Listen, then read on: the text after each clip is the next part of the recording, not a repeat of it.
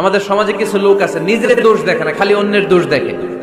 এই বাড়িতে এই সমস্যা, ওই বাড়িতে ওই সমস্যা, এই হুজুরও খারাপ, এই হুজুরের এই সমস্যা। তুমি হুজুরের কি সমস্যা? আমার কি অবস্থা হবে আমি জানি না।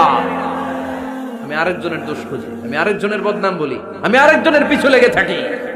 বললেন ওয়ালা তালমিজু আনফুসাকুম, খবরদার তোমরা অন্যের দোষ খোঁজো না, দোষ খুঁজবা নিজেদের।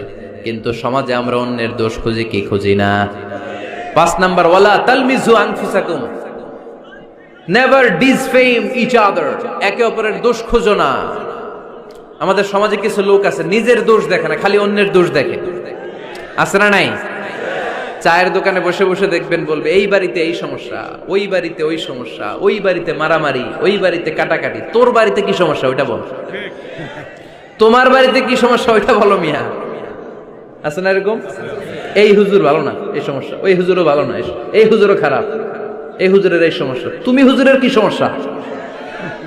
তুমি হুজুরের কি সমস্যা আগে জাতির কাছে ওইটা বলো। আগে নিজে ভালো হও, নিজে ভালো তো জগৎ ভালো। জন্য খবরদার অন্যের দোষ খুঁজবেন না, এটা খুব বাজে একটা স্বভাব। খালি অন্যের দোষ খোঁজে। যে নিজে নিজের দোষ খুঁজতে পারে, যে নিজে নিজের সমালোচনা করতে পারে, সে সবচেয়ে বুদ্ধিমান। কারণ অন্যে কি করছে এই ব্যাপারে আপনারা ধরবে আল্লাহ। কথা বলেন না কেন? আল্লাহ আপনাকে ধরবে আপনার কি সমস্যা, আপনি কি করলেন, শুধু ওই ব্যাপারেই আপনি জিজ্ঞাসিত হবেন। এজন্য আল্লাহ বললেন তাদের উপর আমার লানত, তাদের উপর ধ্বংস, যারা প্রকাশ্যে অপ্রকাশ্যে অন্যদের দোষ খুঁজে বেড়ায়, দোষ বলে বেড়ায়। এরকম আছে না নাই? আল্লাহ লানত দিয়ে বললেন ওয়াইলুল লিকুল্লি হুমাযাতিল লুমাযা, গোপনেও দোষ খোঁজে প্রকাশ্যেও দোষ বলে, তাদের উপর আল্লাহ লানাত। হুমাযাতিল লুমাযা, এই লুমাযা শব্দ থেকে আল্লাহ এনেছেন ওয়ালা তালমিজু আনফুসাকুম, একে অপরের দোষ খোঁজো না, নিজের দোষ খোঁজো, সেই সবচেয়ে বুদ্ধিমান। তাহলে আমরা আত্মসমালোচনা করব। কি করব? খেয়াল রাখবেন, সবচেয়ে খারাপ হচ্ছে সমালোচনা। সবচেয়ে খারাপ কি?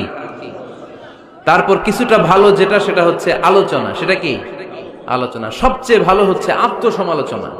সবচেয়ে ভালো কি?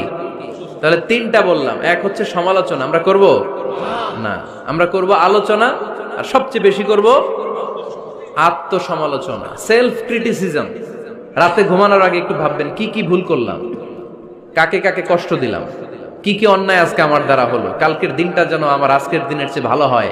নিজের সাথে নিজের এরকম বোঝাপড়ার দরকার আছে না নাই? আমরা যেন আত্মসমালোচনা করি ফরিদপুরের ভাইয়েরা, অন্যের দোষ যেন না খুঁজি। Small people talk about people, যারা নিচু মনের মানুষ এরা শুধু মানুষের দোষ খুঁজে বেড়ায়, মানুষ নিয়ে কথা কয়, এই মানুষ, এই মানুষের সমস্যা, এই সমস্যা।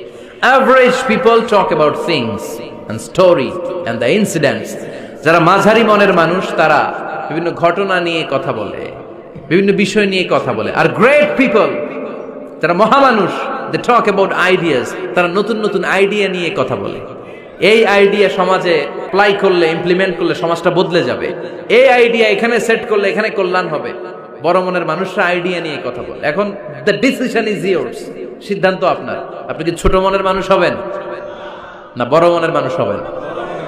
অন্যরে নিয়ে আমার কোনো টেনশনের দরকার নেই। আমি জান্নাতি না জাহান্নামী, এই টেনশনই তো ঘুম আসে না আমার। আমার কি অবস্থা হবে আমি জানি না। আমি আরেকজনের দোষ খুঁজি, আমি আরেকজনের বদনাম বলি, আমি আরেকজনের পিছু লেগে থাকি।